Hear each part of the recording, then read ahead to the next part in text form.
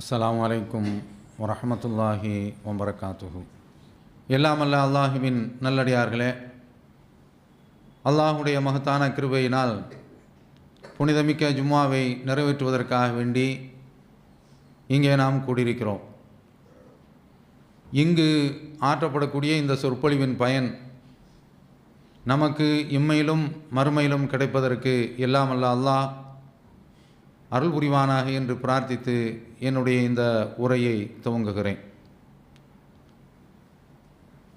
எல்லாமல்ல அல்லாஹு தஆலா உலகத்தில் பல்வேறு அத்தாட்சிகளை மக்களுக்கு பல்வேறு கட்டங்களிலே காட்டிக் கொண்டிருக்கின்றார். அதையெல்லாம் நாம் சிந்தித்து பார்ப்பதற்கு கடமைப்பட்டு இருக்கின்றோம். கடந்த காலத்தில் இறை தூதர்களிடத்தில் அற்புதங்களை கேட்டு அந்த மக்கள் பெரிய கோபத்திற்கும் சாபத்திற்கும் உள்ளானார்கள். நம்முடைய உம்மத்திலும் கடந்த காலத்தில் இது போன்ற அற்புதங்களை கேட்டிருக்கிறார்கள். எல்லாமல்ல அல்லாஹ் திருக்குர்ஆனில் சொல்கின்றான், முஃபி அன்ஃபுசிக்கும் அஃபலா துப்சிரூன், உங்களுக்குள்ளே நீங்கள் பார்க்க மாட்டீர்களா? உங்களுக்குள்ளே நீங்கள் பார்த்தீர்கள் என்றால் நீங்கள் அதிகமான இறைவனுடைய அற்புதத்தை தெரிந்து கொள்வீர்கள் என்று அல்லாஹ் சொல்கிறான். மனிதனுடைய உடலை பற்றி ஆய்வு செய்தால் அறிவியல் அற்புதத்தை அவன் தெரிந்து கொள்வான். அந்த அளவிற்கு அல்லாஹ் தஆலா நமக்குள்ளே பல அத்தாட்சிகளை வைத்திருக்கின்றார். மனித இனம் அல்லாத மற்ற இனங்களிலும் அவன் வைத்திருக்கக்கூடிய அற்புதங்களை சிந்தித்து பார்க்க சொல்கின்றான். அஃபலா யன்துரூன இலல் இப்லி கைஃப ஹுலிகத், இந்த ஒட்டகம் எப்படி படைக்கப்பட்டிருக்கிறது என்று பார்க்க வேண்டாமா? ஒ இலஸ் சமாயி கைஃப ருஃபியத் ஒ இலல் ஜிபாலி கைஃப நுசிபத் ஒ இலல் அர்லி கைஃப சுத்திஹத், வானம், மலை, பூமி, இதையெல்லாம் நீங்கள் சிந்தித்து பாருங்கள் என்று அல்லாஹ் பெரிய ஒரு பட்டியலை நமக்கு தருகின்றான். அப்படி இறைவனுடைய அந்த படைப்புகளை நாம் பார்க்கின்ற போது அதிசயித்து போய்விடுகிறோம். அல்லாஹ் சொல்கிறான், சனுரீஹிம் ஆயாத்தினா ஃபில் ஆஃபாக், பல பாகங்களிலிருந்தும் அவர்களுக்கு நாம் அத்தாட்சிகளை காட்டுவோம். ஒஃபி அன்ஃபுசிஹிம், அவர்களுக்குள்ளும் நாம் அத்தாட்சிகளை காட்டுவோம். ஹத்தா யதபய்யன லஹும் அன்னஹுல் ஹக், உண்மை அவர்களுக்கு தெளிவாகின்ற வரை இப்படி காட்டிக் கொண்டிருப்போம் என்று சொல்கின்றான். அந்த அடிப்படையில் திருக்குர்ஆனுடைய ஒரு வசனத்தை நாம் எடுத்து பார்ப்போம். ஒமா மின் தாம்பத்தின் ஃபில் அர்தி இல்லா அலல்லாஹி ரிஸ்குஹா, இந்த பூமியில் உள்ள எந்த ஒரு உயிரினத்திற்கும் அல்லாஹ்விடத்தில் உணவுக்குண்டான ஒரு பொறுப்பு இருக்கின்றது. ஒயாலமு முஸ்தகர்ராஹா முஸ்தௌதாஹா, அது வசிக்கும் இடத்தையும் அது செல்கின்ற இடத்தையும் அவன் அறிந்திருக்கின்றான். குல்லுன் ஃபி கிதாபின் முபீன், எல்லாமே தெளிவான வேதத்தில் தெளிவான ஏட்டில் பதியப்பட்டிருக்கிறது. இதற்கு எடுத்துக்காட்டாக நாம் பார்க்கின்ற போது கிரீன்லாந்து, அதை போன்று ஐஸ்லாந்து போன்ற பகுதிகளில், கனடாவுடைய வடதுருவம், ரஷ்யாவினுடைய வடதுருவம், இந்த பகுதிகளில் வாழக்கூடிய சில உயிரினங்கள், மரத்தவளை, அதுபோன்று தரை அணில், துருவ வௌவால், அதுபோன்று சில எலிகள், சில பாம்புகள், இவற்றினுடைய வாழ்க்கையை பார்க்கும்போது பிரமித்து போகின்றோம். அறிவியல் உலகம் இப்போது நமக்கு கண்டுபிடித்து தருகின்றது. என்ன அதில் அறிவியல் அற்புதம் அடங்கியிருக்கிறது என்று பார்க்கும்போது, இவையெல்லாம் துருவ பகுதிகளில் வாழ்ந்து கொண்டிருக்கின்றன. இவற்றுக்குண்டான ரிஸ்க்கு எப்படி? கடுமையான உறைபனியாக இருக்கும்போது அவை எங்கு போய் இரையை தேடும். இதற்கு அல்லாஹ் தஆலா ஒரு வசதியை ஏற்படுத்தி கொடுத்திருக்கின்றான். சில குறிப்பிட்ட காலம் மட்டும் அது இரையை தேடிக்கொள்ளும். உறைபனி குறையக்கூடிய அந்த காலகட்டத்தில் உணவை, இரையை அது பெற்றுக்கொள்ளும்.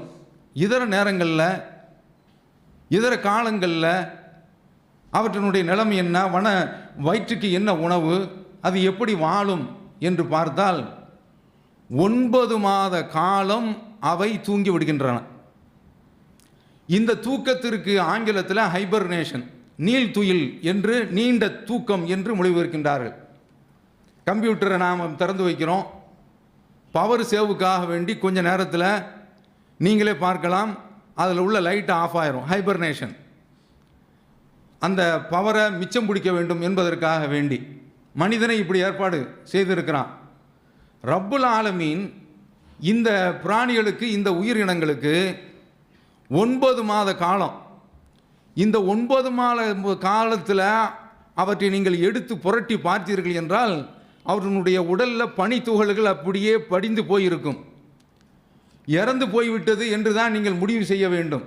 அசைத்து பார்த்தாலும் சரிதான், ஆட்டி பார்த்தாலும் சரிதான், எந்த ஒரு சலனத்தையும் அசையும் நீங்கள் அதில் பார்க்கவே முடியாது.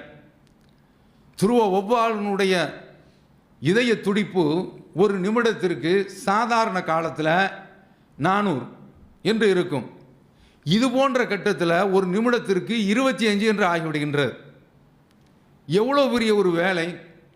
இந்த துருவ பகுதிகளில் இருக்கக்கூடிய இந்த உருவங்களுக்கும் இறைவன் எப்படி ரிசுக் அளிக்கின்றான், அதற்குண்டான பக்குவத்தை, பாதுகாப்பை, பராமரிப்பை அவன் செய்திருக்கிறான்.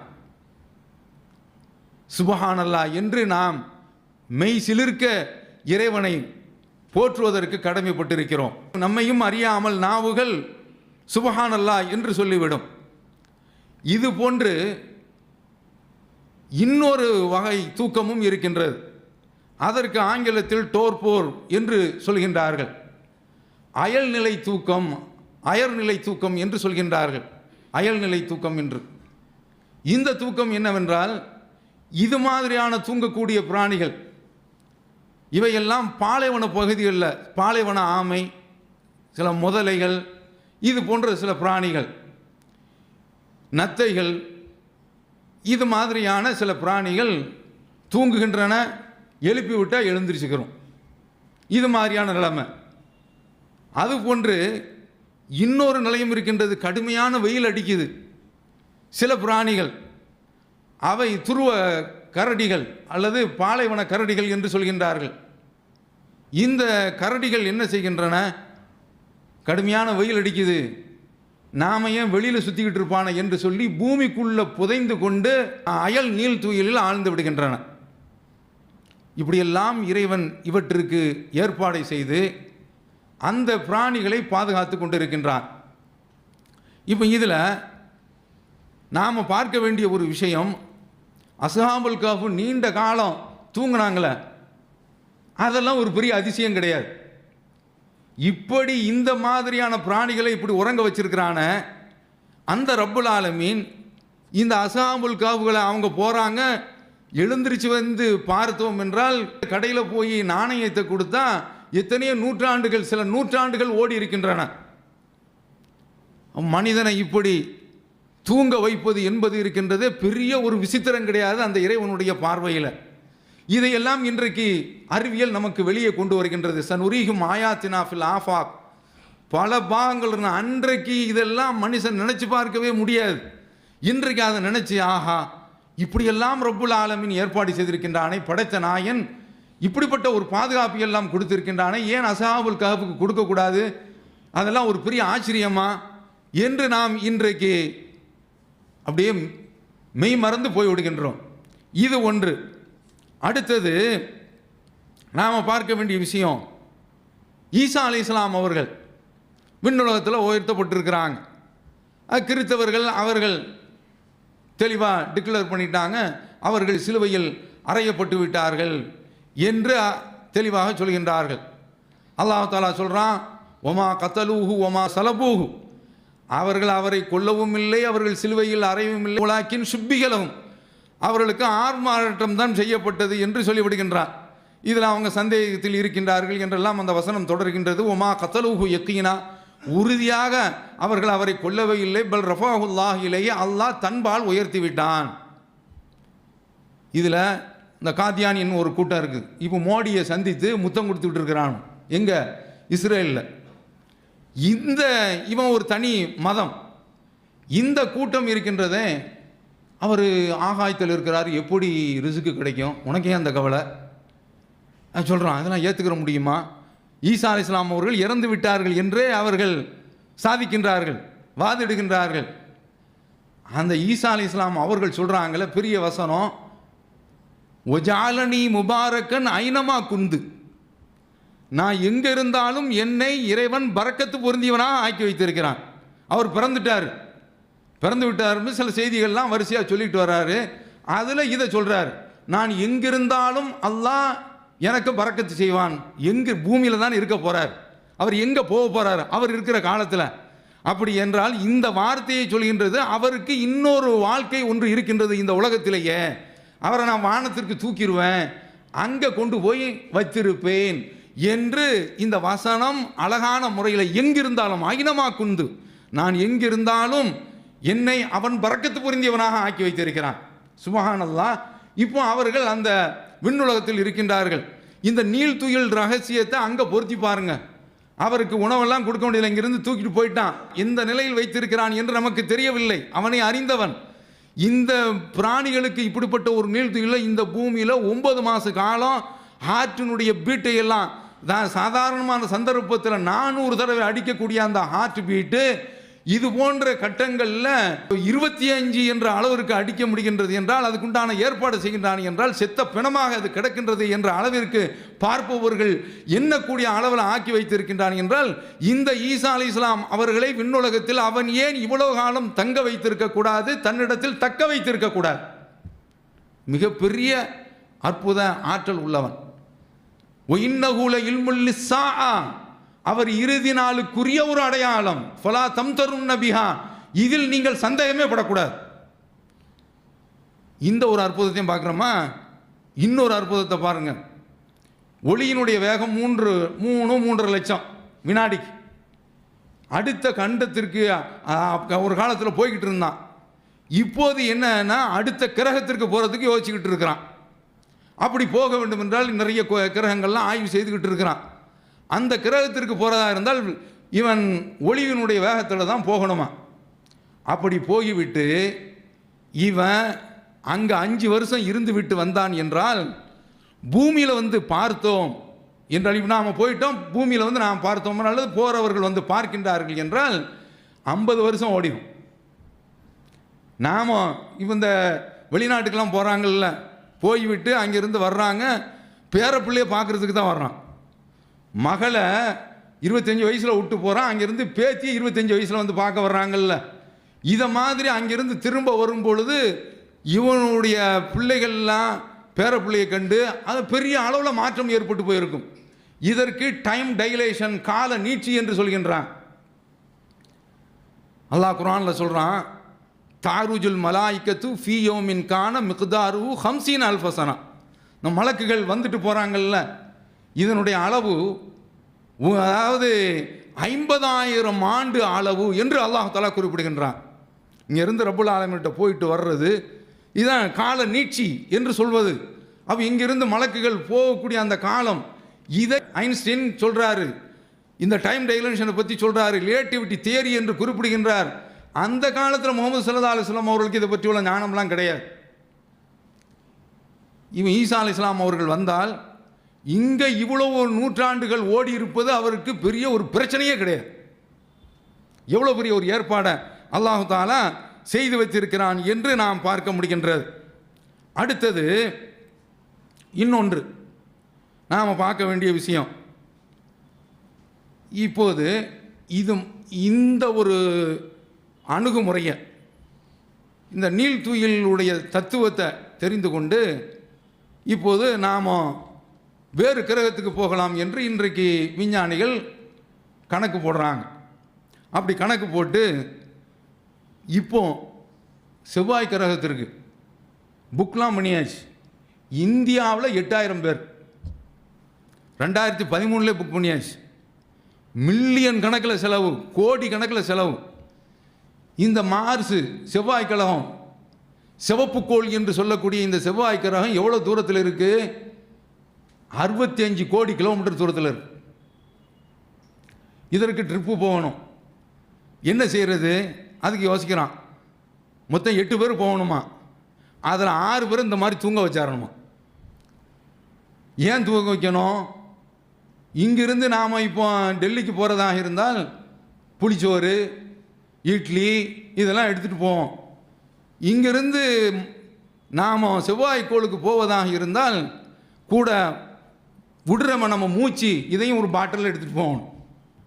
இதுதான் அந்த கோளுக்கு போகும்போது உள்ள ஏற்பாடு. இதில் செவ்வாய் கிரகத்தை பற்றி சொல்கிறான், காற்று இல்லைங்கிறான், இங்கே பூமியில் உள்ளது மாதிரி. அதுபோல் தண்ணீர் இல்லைங்கிறான். அதுக்கு சொல்கிறானுவா, இங்கேருந்து சிலிண்டரில் கொண்டு போகணுமா நைட்ரஜன்லாம். இந்த மோடி தூய்மை இந்தியான்னு சொல்கிறாங்கல்ல, அந்த மாதிரி ஏதோ ஆக்குறது அப்படிங்கிற மாதிரி நினச்சிக்கிட்டு இருக்கிறாங்க செவ்வாய் கிரகத்தை. இவ்வளோ இங்கேருந்து எவ்வளோ இப்போ இந்த மங்கள்யான்னு சொல்லிட்டு ஒன்று அனுப்பி விட்டானுல்ல, அது அங்கே போய் கல்யாணம் முடித்து சேர்றதுக்கு எவ்வளோ நாள் ஆச்சு? கல்யாணம் முடிக்கிறதுக்கு 325 நாள் ஆயிருக்கு. அவன் இங்கிருந்து போகிறதுக்கு, செவ்வாய் கிரகத்துக்கு போகிறதுக்கு அவன் சொல்கிறான் 8 மாதம் ஆகுமா. இதில் நைட்ரஜன், அதில் நெகட்டிவ் நைட்ரஜனை ஒன்று கண்டுபிடிச்சிட்டா இன்னும் அது ஒரு 10 கிராம் அளவுக்கு தான் முடியுமா சில குறிப்பிட்ட காலத்தில். இதில் போனால் 1 மாதத்தில் போய் சேரலாமா. அப்போ இந்த அளவிற்கு இவன் என்ன செய்கிறான்னா, அதாவது 2 லட்சம் பேர் உலக அளவில் இன்றைக்கு செவ்வாய்க்கோள் போகிறதுக்கு எல்லாம் முடிஞ்சு புக்கிங் ஆயிடுச்சு. இவன் நீங்கள் பார்க்கணும், இவன் இந்த அளவிற்கு நீங்கள் போகிறீங்களே, இதில் சாவு என்பது எந்த நிமிடத்துலையும் வரலாம். இந்த மோன் ரோட்டில் போயிட்டு திரும்ப வருவோமான்னு சொல்ல முடியல. பைக் ஓடுறானோ டான்ஸ் ஆடிக்கிட்டே ஓடுறான். இப்படி அந்த பைக் அப்படி இருக்குது.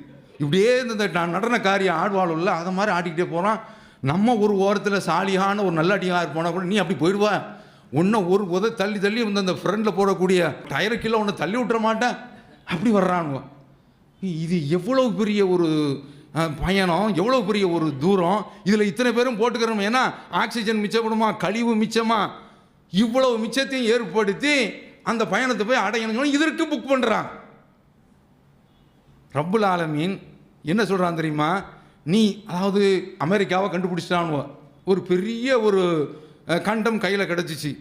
இப்போ எங்கேயுமே போய் பார்த்து எதையும் பூமியில் எல்லாமே அதாவது இன்றைக்கு ஒரு வலைக்கில் கொண்டு வந்துட்டான். எங்கேயுமே இடம் கிடையாது, எதுலேயுமே இடம் கிடையாது. போகிறாந்தா கபருக்கு தான் போகணும், வேறு எங்கேயுமே இடம் கிடையாது. இப்போ என்ன செய்கிறான்னா, வாழ்கிறதுக்காக வேண்டி துடிக்கிறான். நாம் சந்திர மண்டலத்துக்கு போயிடுவோமா, அதை தாண்டி செவ்வாய் கிரகத்துக்கு போயிடுவோமா, இதில் எவனுடைய அதிகாரம் மேலோங்கிறது என்ற பிரச்சனை. ரஷ்யா எனக்கு தான் சொந்தம், அமெரிக்கா எனக்கு தான் சொந்தம், ஜப்பான் எனக்கு தான் சொந்தம், அங்கே பட்டா போடுறதுக்கு இப்படி கிளம்பிட்டானுவோம். இந்த மாதிரி இப்படி கிளம்பி போகிறாங்களே, எப்பா உயிருக்கு எவ்வளோ பெரிய ஒரு பாதுகாப்பு இல்லாத ஒரு பயணம். 8 மாதம் என்ன, இந்த ட்ரெயினில் இங்கேருந்து ஏறி போக முடியல. தூய்மை இந்தியாவில் நாறுது, கழிவறைக்கு போக முடியல. அல்லாஹ் அக்பர். அதுலேயே மனுஷன் மூத்தா போயிடுவோம் போல் தெரியுது. சரி, இவன் இங்கேருந்து ஆகாய பயணம் போகிறான், அதில் இந்த மாதிரியான பிரச்சனை இல்லை என்று வைத்துக்கொள்வோம். அப்போ இப்படிப்பட்ட ஒரு பயணத்தை நீ மேற்கொள்றியப்பா, இஸ்லாமிய மார்க்கம் ரொம்ப எளிதான ஒரு விஷயத்தை சொல்லுது. நிரந்தரமான ஒரு உலகத்தை தர்றேன், சுவனத்தை தர்றேன், நீ செய்ய வேண்டிய காரியம் இந்த ஆகிரத்தை நம்பு, இவ்வளோதாங்க. இந்த ஆகிரத்தை நீ நம்பி வந்து விட்டாய் என்றால் உனக்கு நிரந்தரமான ஒரு வாழ்வை நான் தர்றேன். அங்கு மரணமே கிடையாது, நீடித்த வாழ்வு, எப்போதுமே இளமையிலேயே இருப்பாய். எந்த ஒரு கட்டத்திலையும், அதாவது ஏர்போர்ட்டுக்குள்ளே போனால் பைப்பை திருவுனா தண்ணீர் வரமாட்டாங்க. அப்போ அவன் என்ன சொல்கிறான்னா, இப்படி காட்டுங்கிறான், துவா செய்ய சொல்கிறான், தண்ணீர் உழுது. இவன் இப்படிப்பட்ட ஒரு ஏற்பாடு பண்ணியிருக்கானா, ரப்புல் ஆலமீன் அந்த சுவனத்தில் அல்லாஹ் அக்பர் அவ்வளவு ஏற்பாடுங்களுங்க. திருக்குர்ஆனில் திரும்ப திரும்ப திரும்ப திரும்ப திரும்ப சுவனத்தை பற்றி சொல்கிறான். இதை மறுத்து அல்லாஹ் ஒருவனை நிராகரித்து வர்றானே அவனுக்கு உள்ள நரகத்தை பற்றி சொல்கிறான். இதாங்க இந்த ரமலான் மாதம் உலகம் முழுவதும் டிக்ளேர் பண்ணிச்சு, சுவனத்தினுடைய வாசல்கள் திறக்கப்பட்டிருக்குது, நரகத்தினுடைய வாசல் அடைக்கப்பட்டிருக்குது. அந்த ரமலான் மாதத்தில் நமக்கு அல்லாஹ் தஆலா இந்த திருக்குர்ஆனுடைய அந்த வெளிச்சத்தை உலகம் முழுவதற்கும் எடுத்து சொல்கிறான். பாருங்க இந்த திருக்குர்ஆன் ஆயுது பாரு. ஒயின் குன்தும் ஃபீ ரைபின் மிம்மா நஸ்ஸல்னா அலா அப்தினா ஃபாத்து பி சூரத்தின் மிஸ்லிஹி. இந்த நம்முடைய அடியார் மீது இறக்கியதில் சந்தேகம் இருந்தால் இது மாதிரி ஒன்றை கொண்டு வாடா பார்ப்போம், நீ மர்மை இல்லைன்னு சொல்லி நிரூபிச்சு பாரு என்று ரப்புல் ஆலமீன் இந்த உலகத்தை நோக்கி சொல்கின்றான்.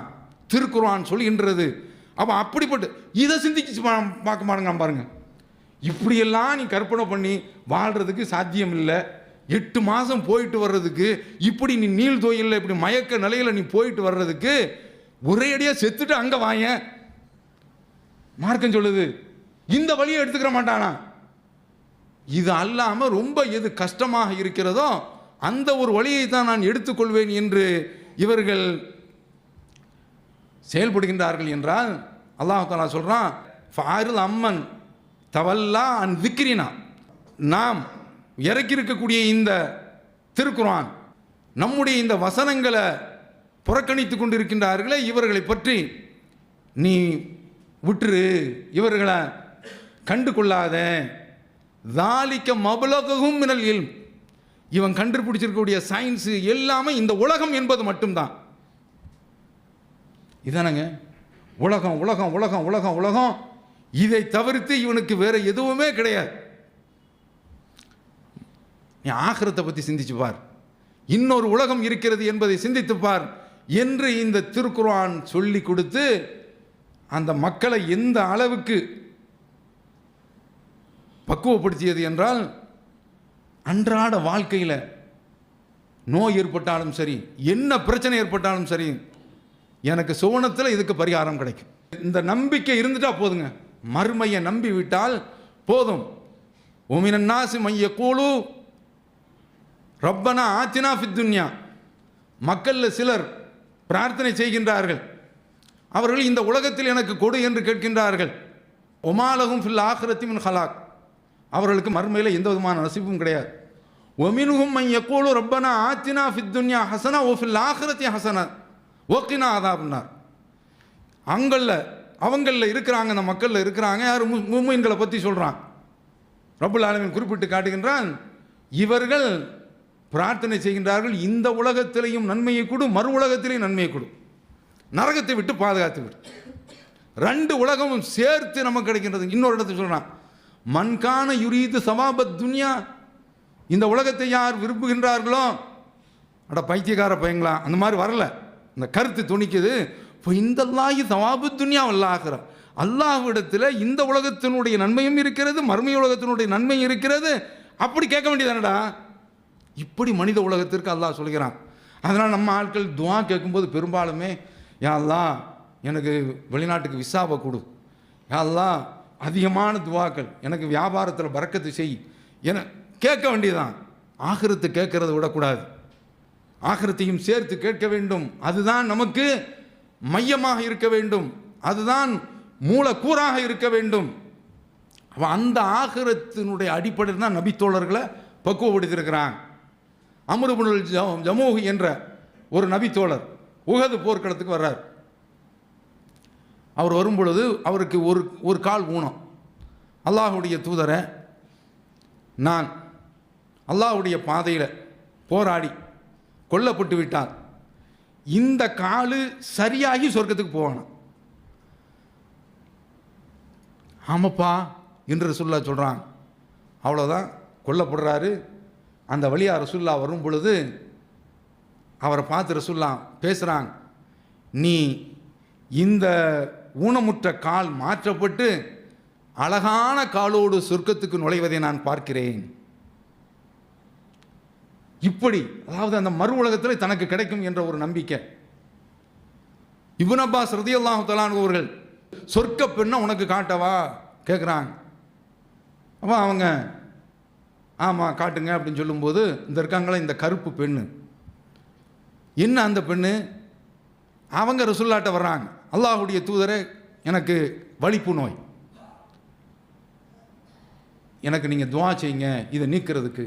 அப்போ ரசூலுல்லாஹ் சொல்கிறாங்க, இன்ஷித்தி நீ விரும்பினா சபர்த்தி, பொறுமையாக இருந்துக்க, உலகில் ஜன்னா, உனக்கு சொர்க்கம் கிடைச்சிடும்.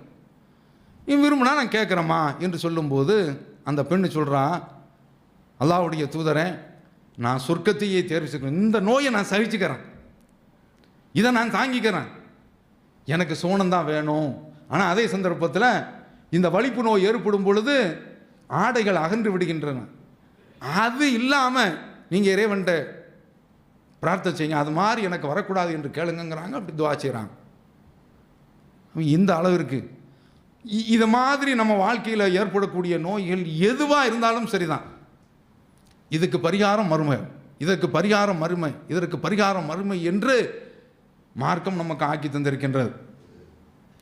இப்படிப்பட்ட இந்த மார்க்கத்தில் நாம் இருக்கின்றோம் என்றால் அல்லாஹ் கொடுத்த மிகப்பெரிய ஒரு பாக்கியம்.